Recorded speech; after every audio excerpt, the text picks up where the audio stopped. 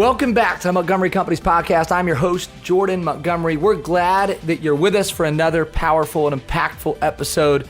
As you know, this is a podcast designed to help leaders go farther, faster, and today we're in for a treat. Many of you are aware of who Scott Harrison is. You might even be aware of Scott's journey.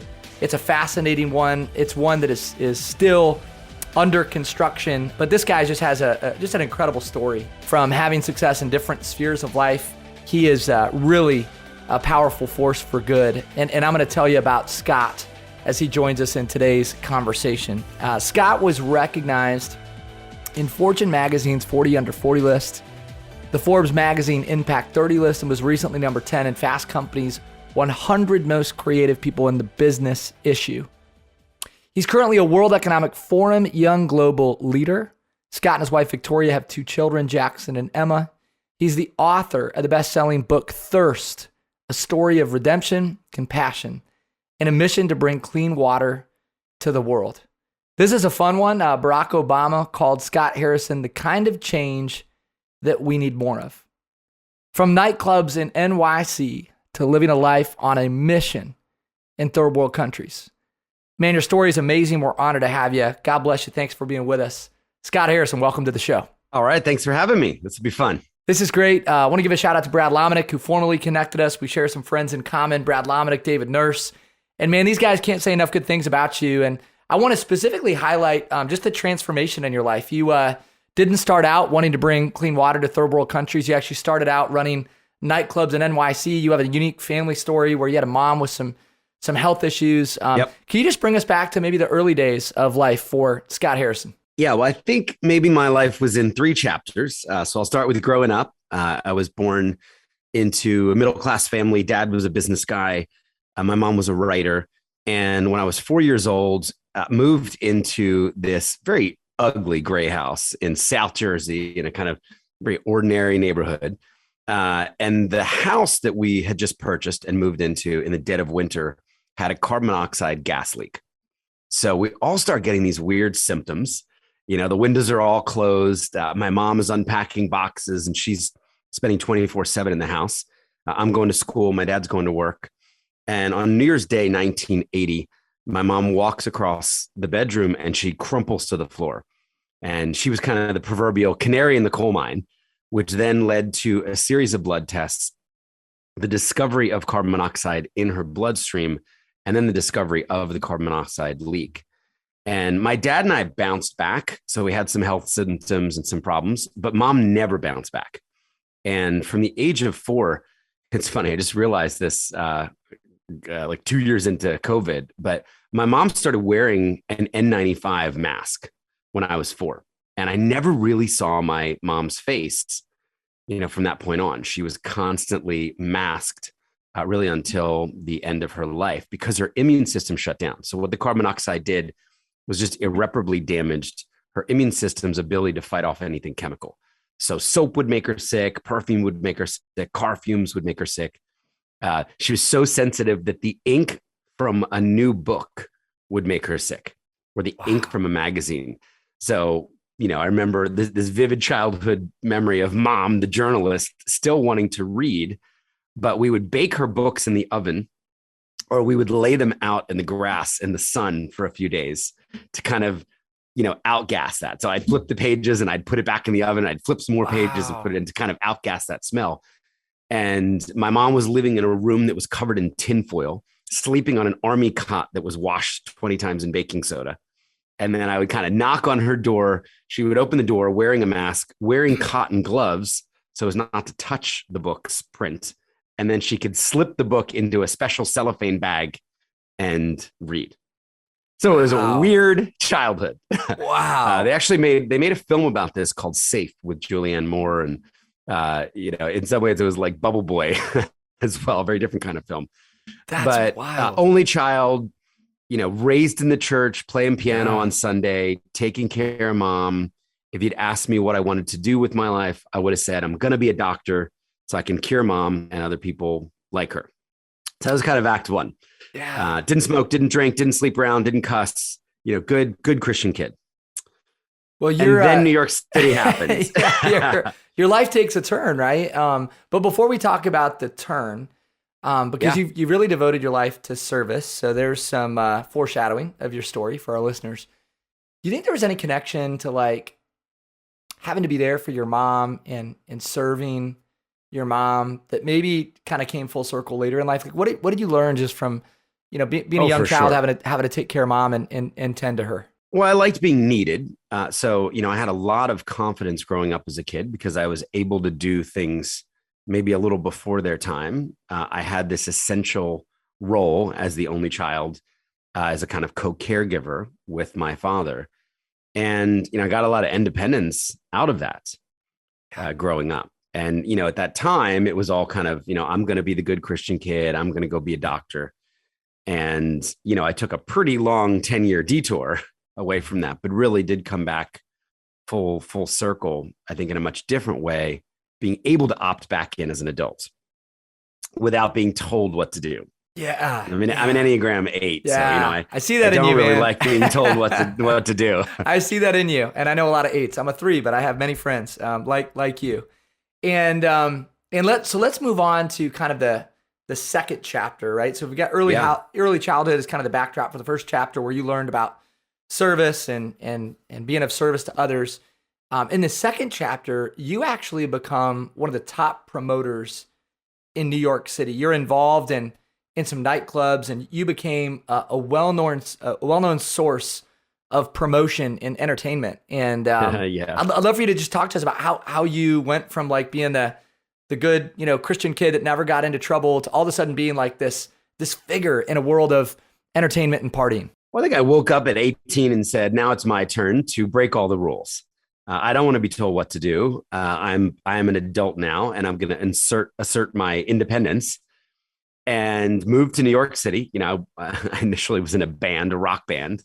So idea number one was to make it rich and famous, travel the world, opening up for U2. It sold out arenas. The band broke up a couple months into it because we all hated each other. So that didn't last long. But I learned that, if you wanted to rebel, there was this phenomenal job in New York City where you could rebel in style if you could pack nightclubs full of beautiful, famous people. And, the idea of being the club promoter who decided who came in, sitting with, the rapper of the moment, the movie stars of the moment, the models of the moment, and drinking and partying for free, actually getting paid, really great money to do all that, seemed like the ticket. Yeah. So at 19, 2 years before I was even legally allowed in clubs, I start promoting, I start building a list, and I start, moving from club to club, bringing this group of people, who either have a lot of money to spend. I mean, we could sell a table for $10,000 in alcohol. We're talking about $1,000 champagne bottles, $25 cocktails. If you wanted to buy a bottle of Absolute, which cost us, I don't know, maybe $11, we'd charge you $500 to sit at the table and drink that $11 bottle. So, I thought I was living the dream. I'm flying around to Fashion Week in Paris and Milan. I'm dating the girls that are on cover of fashion magazines. And, I'm flying private in the back of other people's jets. I've got the BMW. I've got the grand piano in my New York apartment. I've got the Rolex watch. And, I've arrived. And over the next 10 years, I'd worked at 40 different clubs and picked up every vice that you might imagine would come with the territory. So 2-pack a day, Marlboro Red habit, sometimes 3-packs if we were doing cocaine or ecstasy or MDMA or, whatever the flavor drug of the month was. Gambling problems, pornography problems, strip club problems. I mean, really kind of this descent into dark degeneracy and hedonistic living. And, woke up one day at 28 and half my body went numb. And I started having these just inexplicable health issues. And I remember my business partner's like, dude, it's like amazing you're even alive. I mean, the amount of drugs that you've done, I mean, what you have put your body through, no wonder half your body is numb. Like it's, it's like crying mea culpa, Yeah. Well, what happened for me there was like in a moment, I was faced with mortality and I'd just been living like I was going to live forever. Not, kind of living for the present only. And I remember saying like, what if I have a brain tumor? Like, what if I'm going to die next month? Do I believe in heaven and hell? Do I believe any of this stuff from Sunday school and church? Like, if I do, I know where I'm going. It's not St. Peter that's welcoming me in. So that really started a pretty serious, cathartic kind of soul searching journey, which took about 4 or 5 months and led at the end of that to a really radical decision to sell everything I owned, quit smoking, quit drinking, quit drugging, quit gambling, vow to never look at a pornographic image, for the rest of my life, and kind of try to reboot my life and start over at 28. And I joke, this is like the farthest thing from a pivot. This was in no way a pivot or course correction. This is like find every single thing I'm saying and doing and thinking, and then do the exact opposite. 180 degree turnaround was needed. And, I did manage to quit the stuff and applied. My big idea was I was going to tithe one of the 10 years that I'd selfishly wasted. And I was going to give it to God and I was going to give it to service and see where that would lead me. Could I be useful in a different context? And, the first 10 charities that I applied to as a volunteer all turned me down because, World Vision is not looking for a reformed nightclub promoter, in any capacity. Doctors Without Borders, doesn't really know what to do with like a guy selling bottles to models and bankers. So I was really fortunate that this one organization called Mercy Ships wrote me and said, if you're willing to pay us $500 a month, if you're willing to go live in the poorest country in the world, Liberia, which had just escaped a 14-year brutal civil war, then you can join our mission as a photojournalist, as a volunteer photojournalist. And, I was not technically a photojournalist, but I had put together a blog with some pretty good photos as a hobby. And I was a pretty good writer. I'd been writing for the local paper when I was 14 or 15. And I convinced this group that I could be useful. And then my entire life changed in the summer of the year I was 28 years old. So this would be 2004 when I joined this medical humanitarian mission on a hospital ship on a massive ocean cruise liner that had been gutted and turned into a state-of-the-art hospital, and set foot in Africa for the first time on this mission. And I remember getting fantastically drunk the night before because I kind of knew that this was going to be it. And I had to go out with one last hurrah. So I smoked 60 cigarettes and, drank 8 or 9 beers, like turned up the next morning, reeking of smoke, my head hurting. And then there was just something, symbolic or prophetic about, I was going to walk up the gangway of a ship and then the gangway was going to lift. And then I was going to sail away to a new continent and a new life and a new kind of calling. Yeah. And I guess that started Act 3. Yeah, starts chapter 3. So you have this life-changing experience. You head to Liberia. And isn't it true that we're always like one moment away, one experience away from a different life, And yeah, and this is really the story of your journey. You go to Liberia, and I just want for you to talk for a second, Scott, in just raw, in a raw and candid way about what you experienced in Liberia that was so life-changing. Let's maybe start Act 3 from that perspective.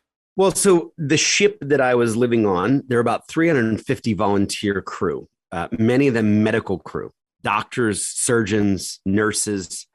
And, it was an amazing idea. Let's get some of the highest qualified medical professionals from all around the world to donate their vacation time. And instead of going on vacation, come to Africa for 2 weeks or 4 weeks or 6 weeks and operate for free. So that was the idea. And I knew that we had 1,500 available surgery slots to fill. So we'd be able to give out, a card for a cleft lip surgery, or to remove a tumor, or help somebody with leprosy, or, these different conditions that we treated. And I'll never forget. So my third day in West Africa, I've never even smelled Africa, seen it. I mean, it's a wonderful assault on the senses. So I'm so excited. And I learned that the government has given us the soccer stadium, the football stadium in the center of the city, to triage the patients that we would hope to help. And a small advance team had been, in advance of the ship's arrival, had been posting these flyers all around the country with some of the conditions, pictures of people with the afflictions that we would treat. And, I remember, these are like pictures of tumors and burns and flesh-eating disease. Stuff I'd never even seen before. Lots of cleft lips, lots of cleft faces, cleft palates. And I remember thinking, like, is it possible that there's 1,500 people that are going to have these conditions? And I remember getting up at 5 a.m, grabbing my 2 Nikon D1X cameras, put on hospital scrubs with everybody else, jumped in this convoy of Land Rovers that were snaking from the ship, the port, to the stadium. And as we approached the stadium, we saw 5,000 plus people standing in the parking lot, waiting for us to open the doors and begin seeing people. Wow. And that was a powerful moment, Jordan, realizing, oh my gosh, we're going to send over 3,000 sick people home without the chance of seeing a doctor. I later learned many of those people had walked for more than a month from neighboring countries with their kids. Imagine walking 30 days with your sick child to then realize you're too far towards the back of the line and you got to walk a month home without seeing a doctor. So that was a really powerful moment. And one of the, I remember crying a lot that day, quite honestly, because then, you're seeing people with missing eyes and ears. And, there was some of the remnants of the war, where people had been hacked up. We saw some tough stuff. Yeah. And one of the doctors said to me, Scott, focus on the hope, focus on what we're here to do, really focus on the 1,500 people who we're going to be able to help. And I did. I tried to take that advice. Yeah. Well, it's clear that God convicted your heart, that there was a need for you. There was a way to be purposeful, right? Just like you were with your mother so many years prior. And I want to stay on this theme of a moment in an experience, because when you turned 31 years old, there was another moment that sort of gave birth to this really exciting journey that you're still on. And you decided, and somebody needs to hear this, because there's somebody thinking of something something you want to do. There's a leader listening. They're thinking, I'd love to rally people. I'd love to get people together. I want to start a movement, or I want to take initiative. And that's what you did. And I'm sure there's some twists and turns in between, and we're leaving out some important details, and feel free to fill in, Scott, as you wish. But at 31, you decided you were going to donate your 31st birthday to this important cause of clean water. And let me just pause there and let you take over, because this is powerful. Well, yeah. So I ended the year in Liberia. I signed up for a second year because I just didn't know what was next. And it was really in that second year that I got off the ship. I spent more time in the rural areas, and I saw the water that people were drinking. And really, for the first time in my life, I saw children drinking disgusting, contaminated, brown, viscous water, water that I wouldn't give to an animal. And literally, that was all that half the country had. So I learned these two really powerful things. Number one, I learned half of the country, right? We're talking about 5 million people. So 2.5 million people were drinking dirty water every day. And half of the disease in the country was because people were drinking dirty water and didn't have access to sanitation and hygiene, like washing their hands. So, for me, it was this like big aha. Well, here we are doing these 1,500 after the fact surgeries, but the most basic health need isn't met for half the people living in this country. That was kind of how I landed on water. And I remember the chief medical officer who was my mentor at the time. I just wanted to spend as much time with this guy as I could. said something to the effect of, if you really cared about global health, you wouldn't help us build the next $100 million hospital ship necessarily. You would just go and get everybody in the world clean water. Mm.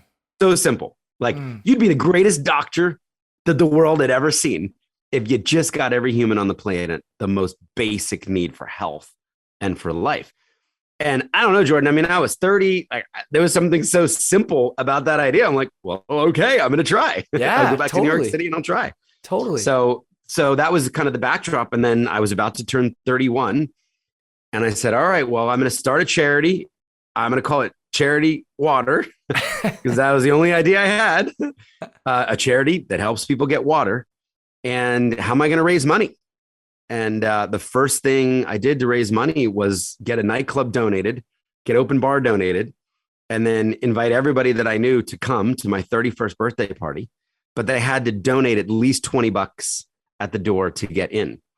And I remember 700 people came that night. We collected $15,000 in cash in this big plexi box. We counted it 3 times. We documented it. And then we took 100% of those donations immediately to a refugee camp in northern Uganda. And we did our first well. And then we fixed a couple other wells. And then we sent the photo proof and satellite images, like GPS coordinates of these wells back to the 700 people that came. And we said, you came, your $20 made a difference. People are drinking clean water because of you. And wouldn't you want to do that again? And that was, that was $700 million ago and 15 years ago. And really the start of, what's now been, a community that spans 150 countries with Charity Water supporters. And, crazy. That's been continuing to grow, really from that very simple idea. Crazy. And I know you're quick to give many other people credit. But when you started this journey, Scott, I believe it was 1 out of 6 people in the world were drinking regularly contaminated 1 billion people water at the time, right? 1 billion people. Mm-hmm. And where are we at today? So obviously the world's grown. Yep. But now the world has grown and we've made progress. So we're now down to 1 in 10 humans on the planet and 771 million people. That's impact. So yeah. So it is, but let me just say, like, it's also crazy that right now, as we record this, 2 Americas full of people around the world, 770 million people, right? 1 out of 10 humans does not have clean water to drink. I mean, we are literally landing rockets, on platforms in raging seas. We're talking about colonizing other planets. And yet 10% of the people on planet Earth don't have water to drink, don't have clean water to drink. So, I mean, we think that a lot more progress needs to be made and a lot quicker. Well, you've had all these crazy experiences, right? As you've worked toward that progress. And it is crazy. Like, how could that be that, like, we have advancements in so many areas and behind so many important causes, yet this most basic need is so many people are falling short of it being met.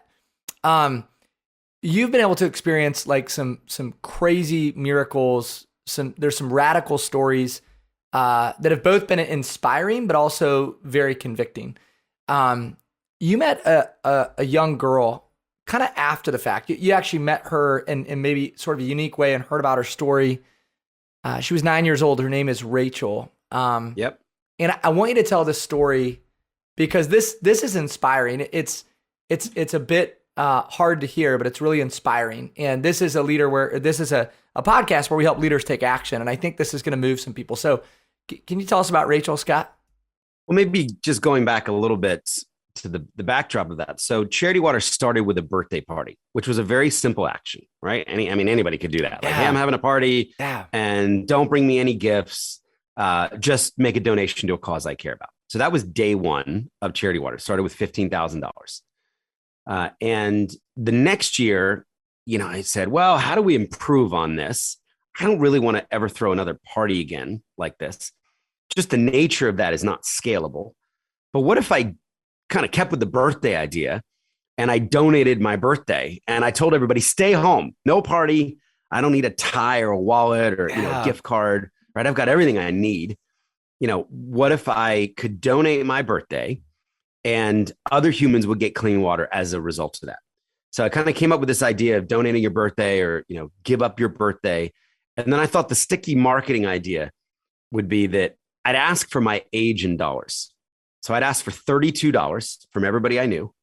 Most people I knew had $32 they could donate. Had they come to the party anyway, they would have spent that on taxis and tipping. And so that kind of launched this next iteration. And I think I got 90 other people that September, so year one of Charity Water, to also donate their birthday at different ages. And interestingly, we raised together $150,000.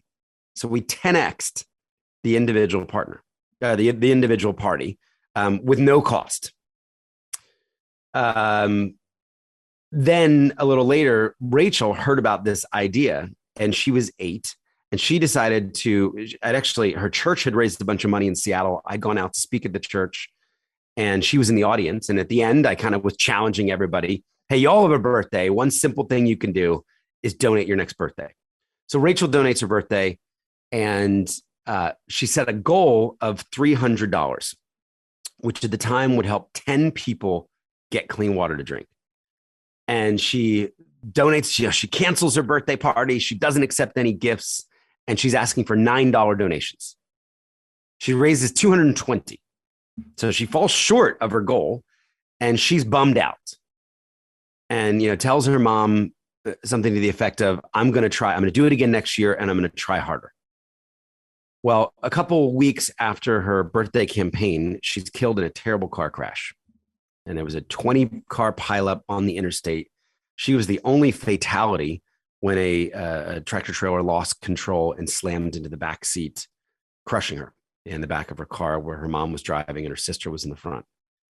And I was in the Central African Republic at the time with our drilling team. And I remember landing back at JFK, turning my phone on, my BlackBerry at the time. And her pastor had texted me and told me of the tragedy and said this little girl's last wish was to help people get clean water through Charity Water. And he said, can you reopen her campaign? And I'm going to make sure everybody gives $9 in my church. And we did. I remember, walking, we were living in a 4th floor walk up at the time, and walking to the stairs, sitting down on the couch, opening up the laptop, my wife and I donating that $80 to get her to the $300, like tears just streaming down our faces. And then this thing just started to spread, the compassion, the act of generosity from a 9-year-old, who should want things. Kids, right? Kids are supposed to want things. It's the adults that are supposed to be self-sacrificial and not need anything. And, she inspired so many people through that simple action that it went from the church community to the wider Seattle community, started spreading across the country. The New York Times picked it up. The morning shows picked it up.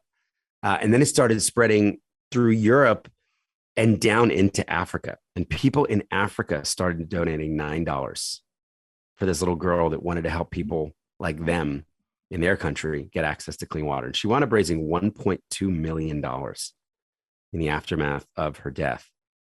And I had the opportunity on the 1-year anniversary of the day she died in that car crash to take her mom and her grandparents village to village in Ethiopia, where thousands of people had clean water, and they got to meet, hundreds of the children who were now drinking clean water because Rachel had given up her birthday.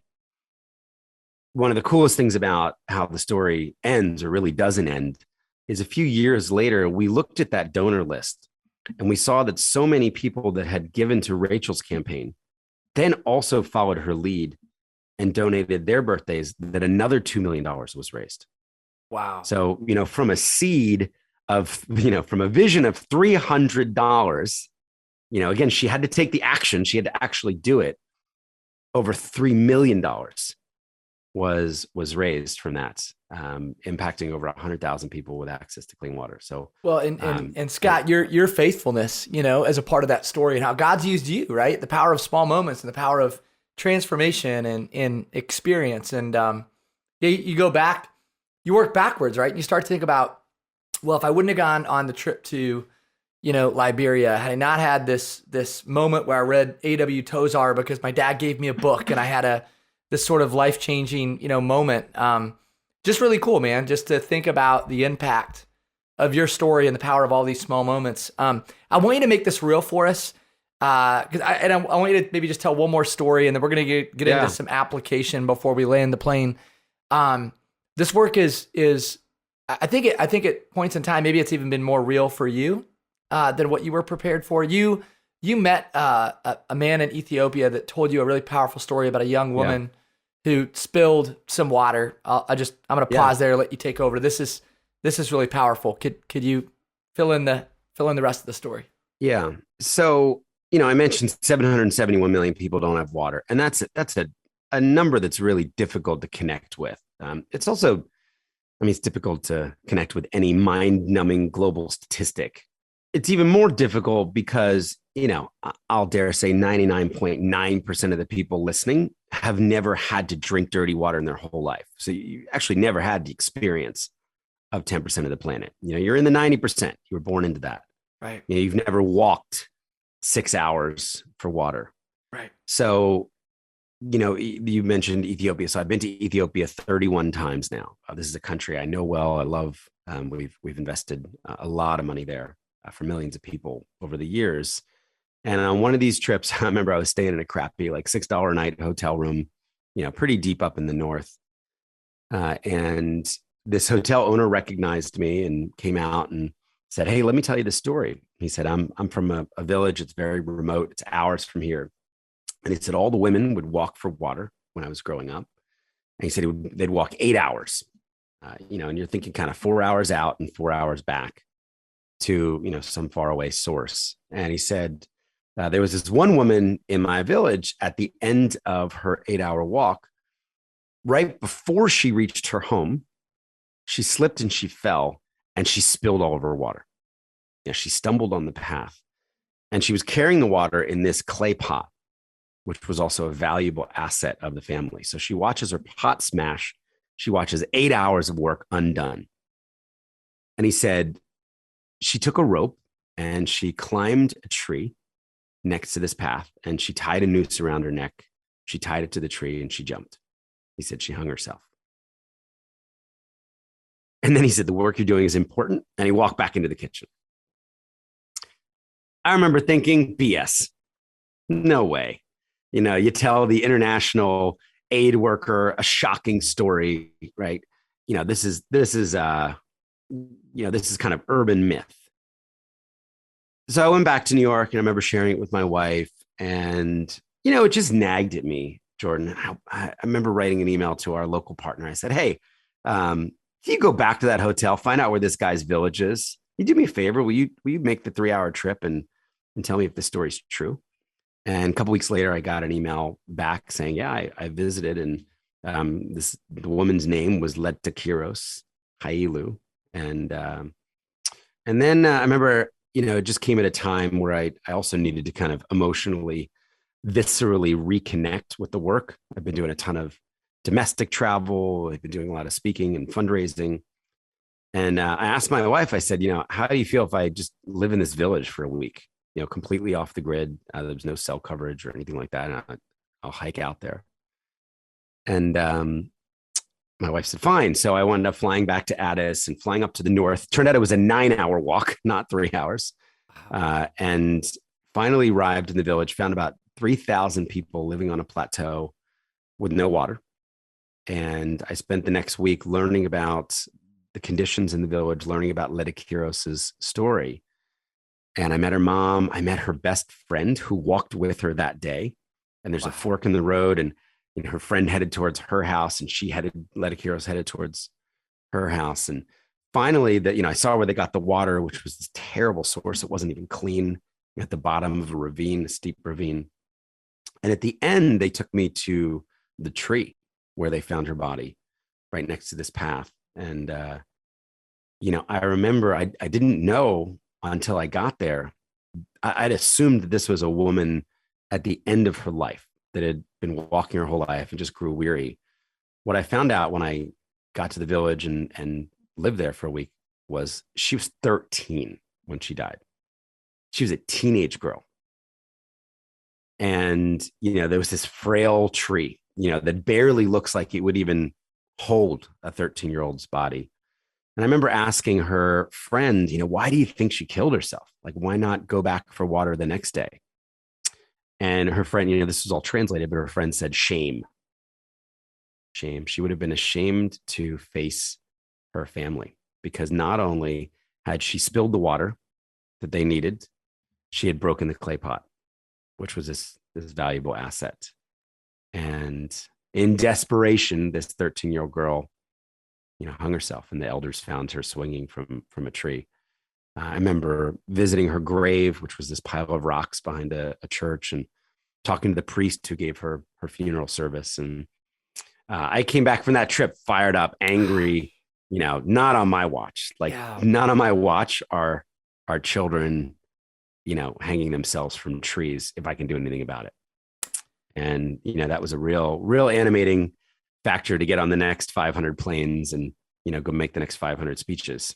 Man, but it underscores the importance of your work, and also the commodity that water is, right? For so many people. I mean, it's commodity for us, and it's necessary, but it's a real commodity for so many in the world. That underscores the important work that you're doing, Scott. So somebody listening to this, and again, maybe today's podcast episode is just timely for one person who's thinking about taking action, taking initiative. I know a whole bunch of people are inspired, but there might really be somebody, Scott, who is thinking about taking initiative and getting behind a really important cause. It might be this cause, and I certainly want you to tell us how we can get involved in Charity Water. But for the person who's got like that stirring in their heart, and they're feeling convicted, and they want to step out and do something significant, could you maybe just speak to that person, or share some advice with the person that wants to step out in faith and maybe do something that's unconventional or different? I mean, I think it all starts with simple action. There's so many people that dream about a life change or getting out of a job that they hate, and they just never take that first step. I had no idea how to build or run an international aid organization, but I did know how to throw a party and ask people to give $20.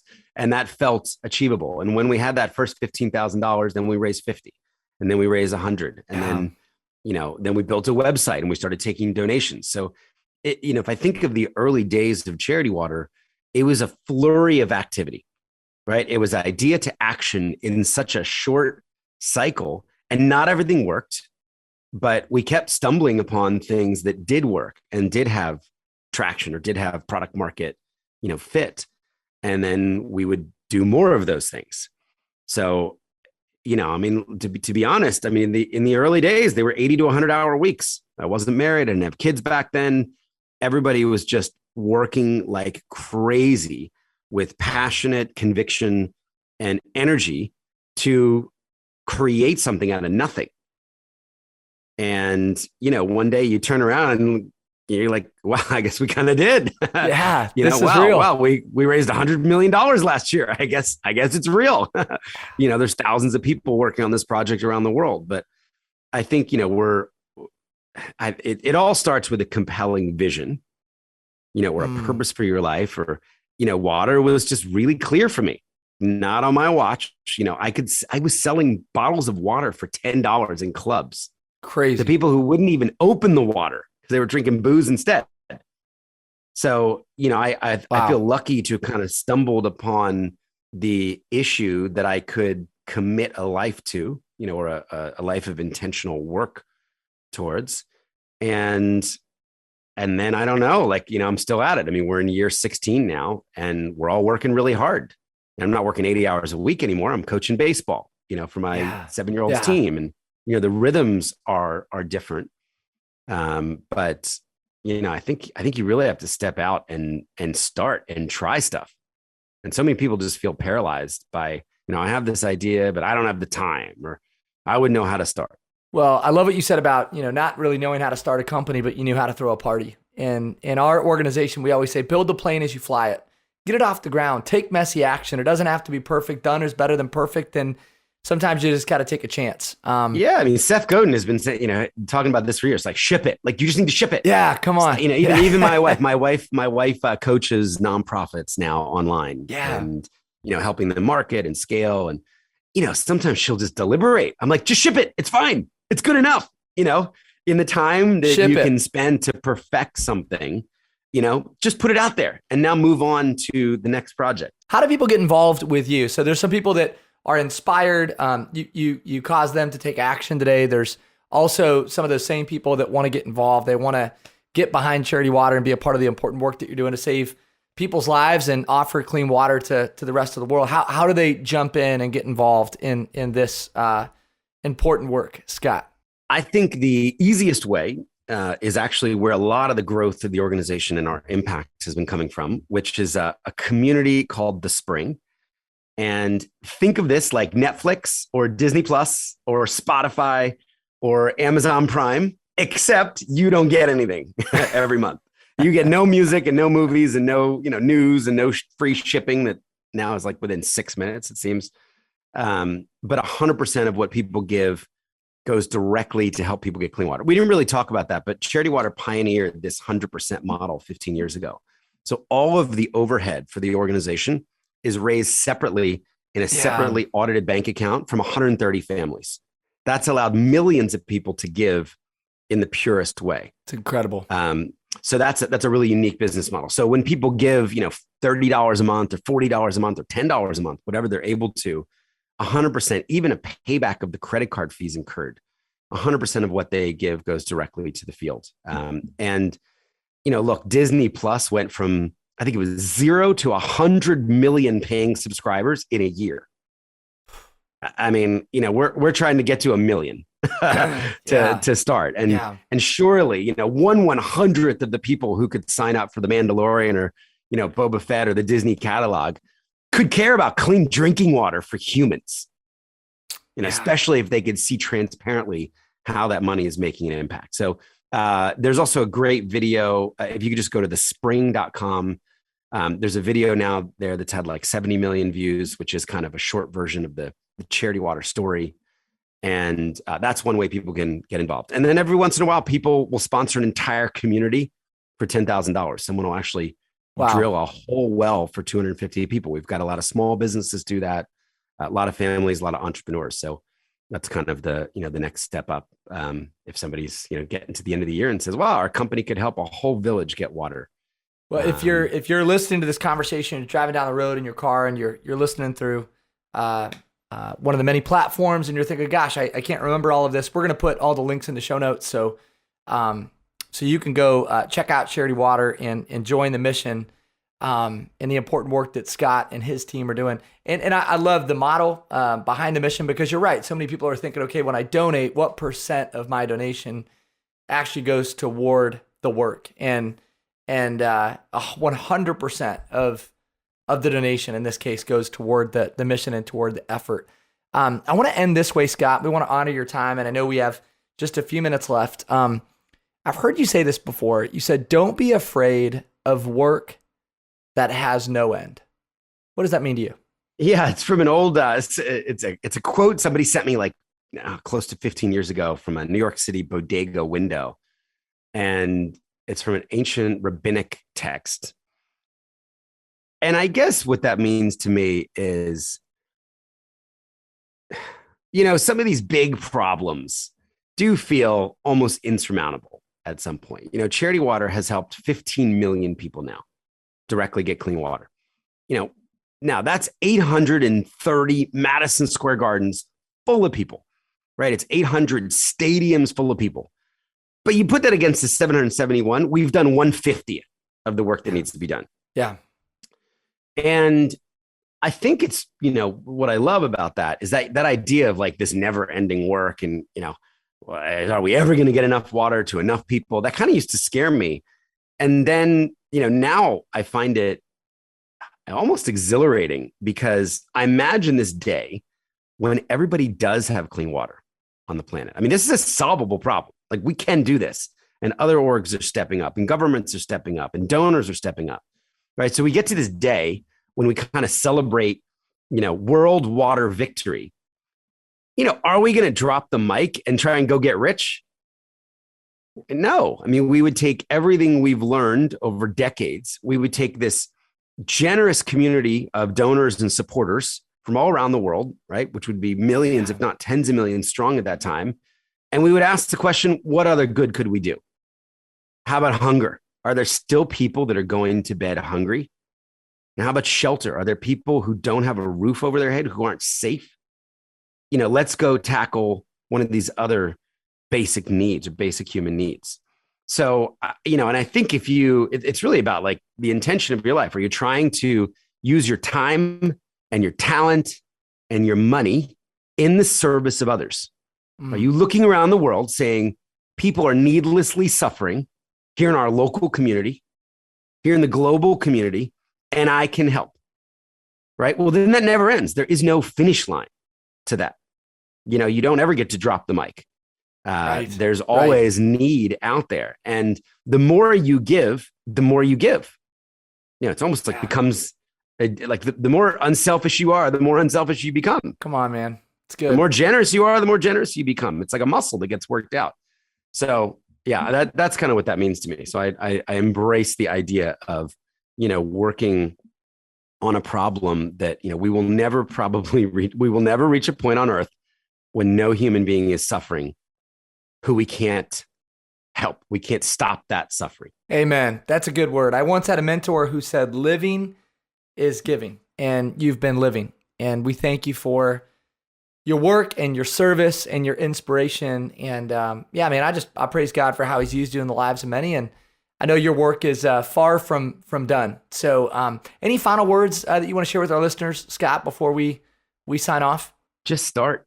If you've got that big burning idea in you, no one was less qualified to, lead a movement that helps millions of people get clean water than a former nightclub promoter. Really. I mean, love it.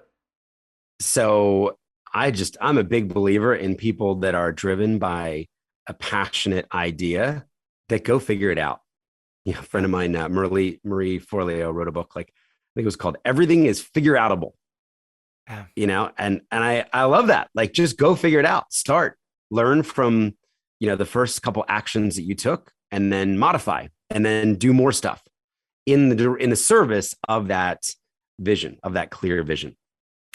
Just start, figure it out, take messy action, build the plane as you fly it. Scott, you are an author, a speaker, a thought leader, a philanthropist, and somebody who's making a supersized difference in this world. And we know your time is valuable, man. So I just want to say thank you on behalf of the entire Montgomery Companies team for joining us for this precious hour that I know is going to impact and serve a lot of people, man. It's been a joy, and I look forward to staying in touch for many years to come. You should know that we are behind you, and we are behind the mission. God bless you. Thanks for being on the show. Thanks so much for having me. It's been fun. This has been another episode of the Montgomery Companies podcast, and we just wanted to once again say thanks to Scott Harrison. Thanks for who you are, how you're leading, the work that you're putting forth in this world that's creating such a significant impact in the lives of many. We also want to say thank you to John Choate and James Roth of Storyline Multimedia for your continued impact and all the work that you do behind the scenes to make these episodes go. If you're a follower of our show, thanks for joining us. Gosh, it would mean so much if you'd share, like, or subscribe to this podcast in an effort that we might be able to move the mission of impact here at Montgomery Companies forward. And for that, we say thank you.